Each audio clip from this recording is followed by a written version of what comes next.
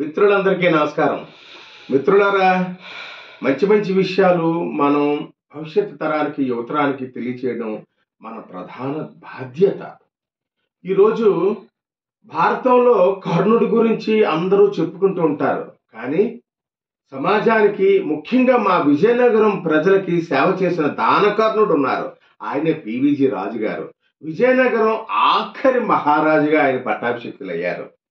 ఆయన దేశంలో సంస్థానాలు విలీనం జరుగుతున్నటువంటి రోజులు అవి. హైదరాబాద్ సంస్థానం అయిపోయింది, విజయవాడ, భీమవరం, చల్లపల్లి జమీందారు గారి సంస్థానం కూడా విలీనం అయిన తర్వాత వాళ్ళందరూ కూడా రాజభరణాలు అని చెప్పి కొంత డబ్బు, ఆ రోజుల్లో ఎక్కువ డబ్బే, ప్రతి నెల మీకు ఇస్తాము మీ పోషణకి దీనికి అని చెప్తే వారు రాజులు రాజ్యాలు అన్నీ కూడా, ఎందుకంటే రానున్న రోజుల్లో ఇబ్బంది అవుతుంది, ఇవన్నీ ప్రభుత్వం హ్యాండ్ ఓవర్ చేసుకుంటుంది, ఇచ్చేస్తున్నారు సంస్థానాలు, వాళ్ళు ఉంటుంది ఇల్లు అవి ఉంచుకొని. అలా అన్ని చేసుకుంటూ మన చల్లపల్లి జమీందారుది కూడా ప్రభుత్వం సంస్థానాన్ని స్వాధీనం చేసుకున్న తర్వాత మన విజయనగరం వచ్చారు. మన విజయనగరం వచ్చి కేంద్ర ప్రభుత్వ పెద్దలు మన పివిజి రాజు గారిని కలిసి అయ్యా ఇలా దేశంలో సంస్థానాలు, రాజులు, రాజప్రసాదాలు, రాజుల ఆస్తులు అన్ని కూడా కేంద్ర ప్రభుత్వం స్వాధీనం చేసుకుంటోంది, దానికి సంబంధించి మీకు రాజభరణాలు కొంత మేము కేటాయిస్తా ఉన్నాము అని దేశంలో అందరు రాజులు ఒప్పుకున్నారండి అని. పివిజి రాజు గారు నాకు రాజభరణాలు వద్దు అన్నారు. ఆశ్చర్యపోయారు. అదేంటండి, అందరు రాజులు సరదాగా ఒప్పించుకున్నారు, మీరెందుకు ఒప్పుకోరు అన్న. లేదండి, మా విజయనగరం ప్రజలకి నేను మాన్సాస్ అని ఒక ట్రస్ట్ పెట్టి, ఆ ట్రస్ట్కి ఈ భూములు, నా దగ్గర ఉన్న యావదాస్తిని కూడా ఇచ్చేసి, ఆ ఆస్తితో విజయనగరంలో ఉన్నటువంటి ప్రజలందరికీ కూడా మంచి జరిగే కార్యక్రమాలు నేను చేస్తాను అని చెప్పి ఆయన చెప్పారు. దాంతో వాళ్ళు ఆశ్చర్యపోయి వెంటనే కేంద్రానికి వెళ్ళి కేంద్ర పెద్దలకు చెప్పారు. చెప్తే మనకి అది ట్రస్ట్ పెట్టుకుంటా అన్నాడు, మనకు అభ్యంతరం లేదు అని. అప్పటికే ఆయన నెహ్రూ గారితో వాళ్ళతో అందరితోటి సాన్నిహిత్యంగా ఉన్నారు. ఆయన విజయనగరంలో మాన్సాస్ ఆయన ఒక ట్రస్ట్ పెట్టి, ఆయన ఉంటున్న కోటను కూడా విద్యాలయాలకు ఇచ్చేసి, అక్కడ సాంస్కృతిక కళాశాల, సంగీత కళాశాల, ఇది డిగ్రీ కాలేజ్, కానీ చిన్నపిల్లలది స్కూలు, ఇవన్నీ కూడా పెట్టి హాస్టల్స్ కూడా పెట్టారు. చుట్టుపక్కల ఉన్నటువంటి పేద విద్యార్థులు అందరూ చదువుకుని ఇక్కడి నుంచి వెళ్ళి రావడానికి ఇబ్బంది అవుతుంది అని చెప్పి హాస్టల్స్ కట్టి, ఆ హాస్టల్స్గా ఉచితంగా వాళ్ళకి భోజనం సదుపాయం ఏర్పాటు చేసి వాళ్ళు చదువుకునే పని చేశారు. అప్పట్లో 60s ఎండ్ 70లో బిఎస్సీ చదువుకోవాలనే ఉద్దేశం ఉన్నప్పుడు మా విజయనగరం, శ్రీకాకుళం, వైజాగ్ ప్రజలందరూ కూడా మెడ్రాస్ వెళ్ళి చదువుకోవాల్సిన పరిస్థితి వస్తుంది అని చెప్పేసి ఆయన బిఎస్సీ స్టూడెంట్, మెడ్రాస్ నుంచి లెక్చరర్స్ని, స్టూడెంట్స్ వాళ్ళందరినీ తెచ్చి ఇక్కడ పెట్టి వాళ్ళకి కూడా బిఎస్సీలోని వాళ్ళకి ఇచ్చారు. అలాగే టీచర్ ట్రైనింగ్ వాళ్ళకు కూడా మనం ఒకటి కేటాయించాలంటే ఆయన ఉంటున్నటువంటి మహల్ని టీచర్ ట్రైనింగ్, ఈ రోజు కూడా టీచర్లందరూ కూడా అక్కడే ట్రైనింగ్, అలా అన్ని విద్యాలయాలు పెట్టారు ఆయన.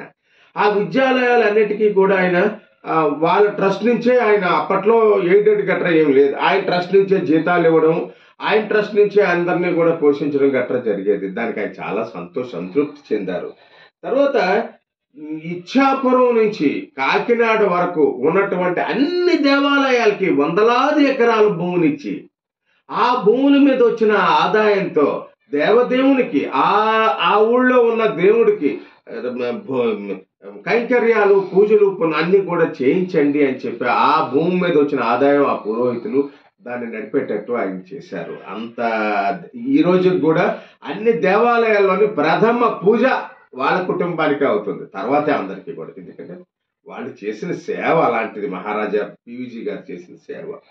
తర్వాత సింహాచలం దేవస్థానంకి అప్పటి రాష్ట్ర ప్రభుత్వానికి ఆయన లెటర్ రాశారు. అయ్యా, సింహాచలం దేవస్థానంలో భక్తులు వెళ్ళి రావడానికి ఇబ్బంది అవుతా ఉంది, కాలినడకన తార్ రోడ్డు లేదు, తార్ రోడ్డు వేయాలా అని చెప్పి ఆయన లెటర్ రాశారు.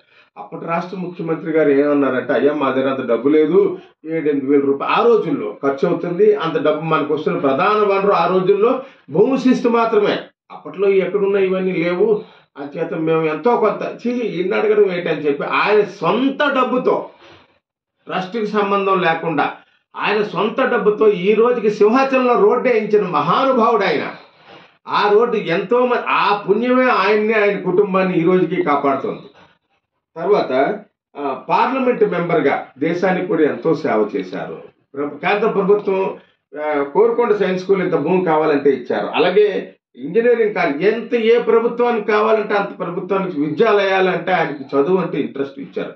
ఆయన పిల్లలు ఈ రోజుకి కూడా మంచి మంచి పదవులు చేశారు, రాష్ట్ర మంత్రులుగా ఉన్నారు, కేంద్ర మంత్రి చేశారు. అశోక్ గజపతిరాజు గారు ఈ రోజుకి బతికే ఉన్నారు.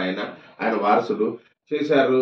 ఆయనకు ప్రత్యేకమైన గౌరవం ఉంది. పివిజి రాజు గారి గురించి విజయనగరంలో పుట్టిన ప్రతి వాడు రుణపడి ఉన్నాడు ఆయనకి. ఆయన చేసినటువంటి త్యాగం ఆ రోజు కేంద్ర ప్రభుత్వానికి ఇదంతా అప్పచెప్పిస్తే ఏముంది, ఇంకేముంది? మనకందరికీ కూడా ఆయన ఆస్తినిచ్చి ఆయన ఉన్నటువంటి సామ్రాజ్యాన్ని, ఆయన ఇల్లుని అన్ని కూడా దానం చేసి ఇచ్చేశారు. ఆయన చనిపోయినప్పుడు నేను బహుశా 27-28 ఏళ్ళు ఉంటాయి.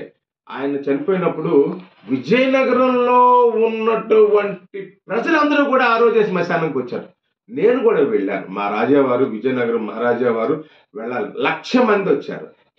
రాష్ట్ర ప్రభుత్వం మా విజయనగరం జిల్లాని విజయ గజపతి జిల్లాగా మార్చి ఆయనకి నివాళులిచ్చింది. రాష్ట్ర ప్రభుత్వం 3 రోజులు సంతాప దినాలుగా కూడా ఆయనకి ప్రకటించింది. తర్వాత ప్రభుత్వం ఏం చేసిందంటే ఆయనకి, ఆయన కుటుంబానికి ఎప్పుడు ప్రాధాన్యత ఇచ్చింది, కేంద్ర ప్రభుత్వం కానీ రాష్ట్ర ప్రభుత్వం కానీ. పివిజి రాజు గారు మనకందరికీ తండ్రితో సమానం.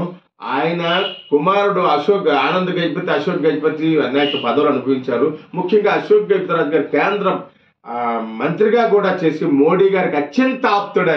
ఆయనకి ఈ మధ్య వెన్నుపూస సమస్య వచ్చిందంటే దగ్గరుండి మోడీ గారు హాస్పిటల్కి చెప్పి ఆపరేషన్ చేయించి ఆయన దగ్గరుండి ఆరోగ్యం బాగోగులన్నీ కనుక్కుని ఆయన చేయించారు. అంత ప్రాధాన్యత ఇస్తారు. వెంకయ్యనాయుడు గారి కంటే ముందు ఉపరాష్ట్రపతిగా అశోక్ గజపతిరాజు గారిని ఉండమన్నారు. కానీ ఆయన వద్దన్నారు. ఎందుకంటే నేను మా చంద్రబాబు నాయుడు గారు గీసిన గీత దాటను. ఆయన విలువలకి, విశ్వసనీయతకి మారుపేరు, నిజాయితీకి నిలుపుటద్దం అశోక్ గజపతిరాజు గారు.